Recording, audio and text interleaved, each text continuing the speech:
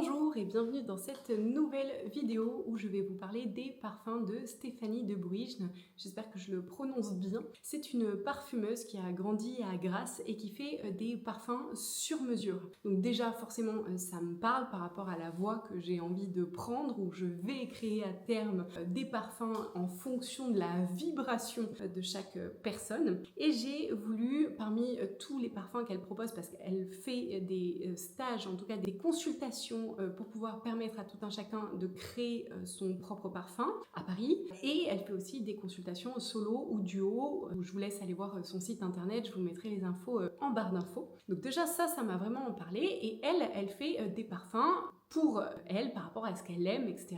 Et sur tous les parfums qu'elle propose, j'ai jeté mon dévolu sur trois petits parfums, j'ai trois petits échantillons. Je me suis commandé celui-ci en grand parce que j'ai pas résisté, c'est vraiment mon préféré, je vous en parlerai en dernier. Bien que j'ai trouvé ces trois-là extrêmement intéressants. Je vais commencer par Saint-Honoré, que j'ai trouvé vraiment un parfum qui sort de l'ordinaire. Je vais vous lire en même temps ce qu'elle dit parce que je les ai gardés exprès. J'aime bien vous parler aussi du mot de l'auteur, en tout cas de celui qui a créé son parfum. Donc là, on a le musée pour tout à l'heure. Et donc le Saint-Honoré, c'est un insolent musc qui vous emmène à la conquête d'un Paris terriblement 70. Une nouvelle femme libre et déterminée promène sa démarche féline, gainée de bottes dans une envolée de couleurs chatoyantes, au parfum de Woodstock et haute couture à l'élégance très rock.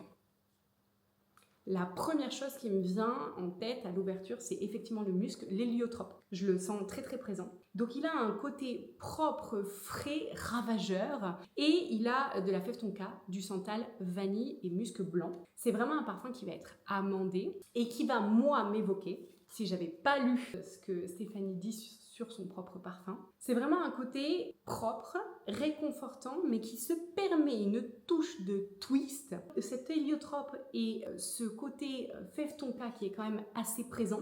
Donc c'est un parfum qui va être chaud, qui va être propre, qui va s'autoriser une présence et en même temps qui va quand même rester dans le côté « je suis là ». Mais je prends pas plus d'espace que le mien. Il y a un côté très solaire, malgré le fait qu'il n'y ait pas de notes solaires, comme par exemple le frangipanier ou la coco ou des choses comme ça dedans. Là, pas du tout. Il garde vraiment ce côté blanc, crémeux. Si je devais lui associer une couleur, ça serait ça serait la couleur crème. Et au niveau de la texture, je lui associerais quelque chose d'assez aérien, comme de la soie ou du lin. Le lin, ça me paraît beaucoup plus juste. Donc ça serait un lin couleur crème, mais le tout dans une robe vraiment drapée et qui en impose. Donc en même temps, il y a cette couleur qui est plutôt une couleur neutre et facile à porter. Il y a cette texture qui reste une texture naturelle avec le lin, mais il y a ce drapé et ce côté j'en impose avec la forme. Voilà ce que ce parfum m'évoque et je trouve que c'est vraiment un très très beau parfum à tester si vous n'en avez pas encore eu l'occasion. Pour le deuxième dont je vais vous parler, c'est Paris Bombay. Alors là, j'ai été plus attirée par son nom que par le reste. C'est un parfum que je trouve vraiment exceptionnel, celui-ci aussi. Il a tout de suite une note fleurie. Je sens les épices. C'est une des premières choses qui va venir pour moi. Je vais vous lire ce qu'elle dit de son parfum. Un sillage gourmand, délicatement ambré, effectivement on sent l'ambre, et qui dessine subtilement sur la peau toute la sensualité de l'Inde dans une douce harmonie. C'est un oriental vanillé. Il y a des larmes de benjoin, de l'essence de cyste, de la violette fève tonka, santal d'Inde, vanille patchouli d'Indonésie, musc blanc et ambre. La première chose qui me vient et que je sens vraiment dans le parfum, ça va être ce côté cyste et violette. Je les sens très fort sur ma peau, à ne pas oublier bien sûr qu'un parfum réagit toujours par rapport au pH de notre peau. Et moi, ce qui va me faire voyager, étant donné que j'ai été en Inde et que c'est un pays qui m'a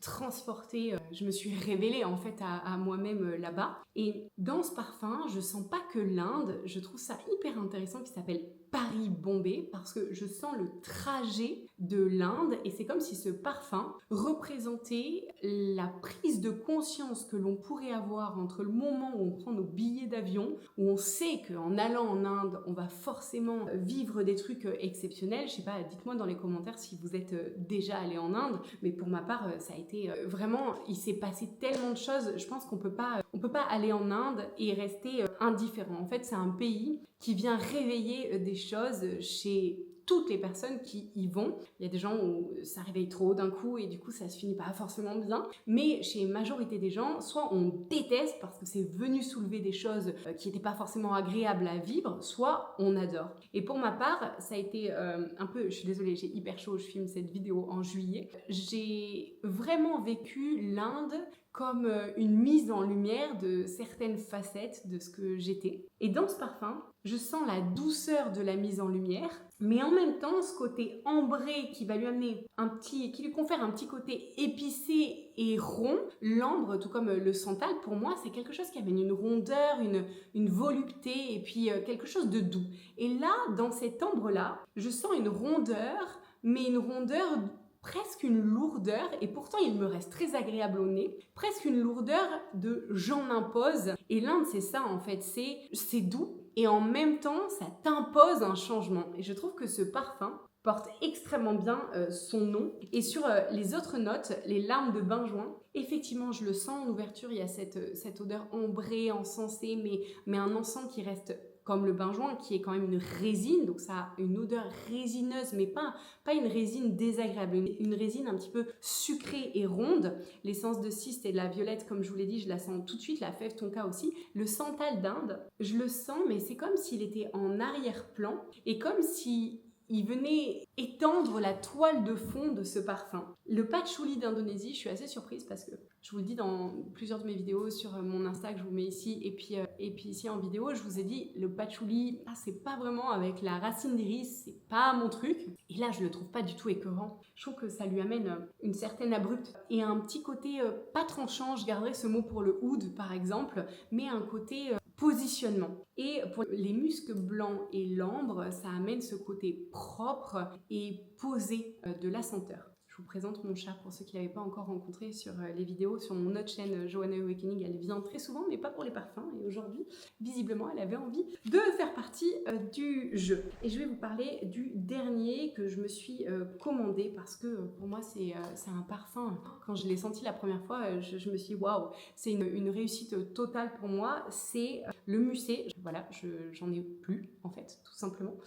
Et je vais vous le décrire avec mes mots parce que du coup je peux, s'il sent encore un tout petit peu. Pour moi c'est une tarte à la fraise avec un fond de tarte qui serait croustillant et où il y aurait une crème pâtissière mais pas du tout écœurante. Vous savez, j'aime pas la crème au beurre ou trop grasse, etc. Là, ça serait une crème pâtissière légère au citron et où dessus auraient été posées des framboises et des fraises. Donc vraiment ce côté fraîcheur, fruits rouges, tout en légèreté. Et puis cette tarte, elle sortirait du frigo, donc elle serait extrêmement fraîche. Et en plus, j'aime bien faire des tests avec mes parfums. Et je l'ai mélangé avec Ingenious Ginger que je vous mets là, plus donc le Musset de Stéphanie de Briechn. Et en fait, le mélange des deux, ce gingembre pétillant de Ingenious Ginger avec ce côté tarte à la fraise, pointe de citron extrêmement frais et puis zeste de citron vert sur le dessus, c'était incroyable. J'ai pas d'autres mots. Et ce que Stéphanie dit de son parfum le Musset, c'est telle une pâtisserie aux saveurs irrésistibles, la fragrance s'ouvre sur un accord divinement fruité. Les notes de pommes et tutti frutti viennent se fondre dans une framboise acidulée, doucement caressée par une pêche veloutée. Les notes de tête, c'est pêche, pomme et épices. Je vous avoue que je sens pas les épices, j'ai vraiment que le côté fruité sur ma peau, en tout cas avec mon pH. Les notes de cœur, c'est framboise, tutti frutti et chantilly. Et les notes de fond, c'est santal, musc blanc, patchouli, ambre et vanille. Encore une fois, je vous le redis, j'apprécie pas le patchouli et pourtant ici, je trouve qu'il est quasiment inexistant, il est très peu dosé et du coup, il a pas du tout cette note qui peut paraître un petit peu entêtante, un petit peu vieillotte. C'est pas du tout le cas et ça a été vraiment mon coup de cœur et du coup, j'ai fini mon échantillon il y a 2 jours et je l'ai noté dans mes notes parce que j'ai des wishlists sur mon téléphone pour les parfums. Je l'ai noté et je me suis dit, ouais, je me l'achèterai plus tard. J'ai tenu 2 jours et je l'ai acheté parce que vraiment, je le porte énormément là en été. Je trouve qu'il est parfait pour les journées de pleine chaleur. Voilà, j'espère que ça vous aura permis de découvrir au moins 3 parfums de Stéphanie et que vous pourrez aller voir sur son site ce qu'elle fait parce que je pense que ça mérite d'être connu. À très bientôt.